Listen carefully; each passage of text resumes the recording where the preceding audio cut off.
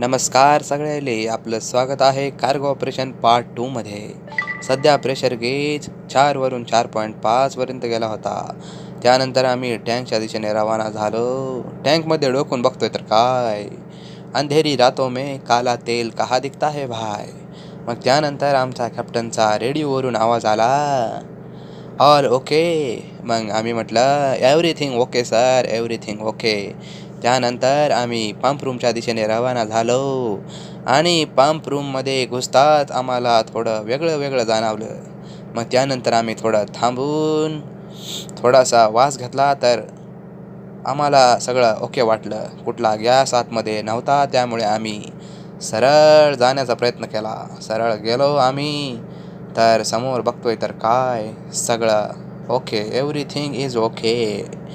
सगळे वॉल एकदम टकाटक होते आणि कंडिशन एकदम ओके होती. थोडासा लिकेज दिसला आम्हाला, पण आम्ही तिथं कापड टाकून ओके केला.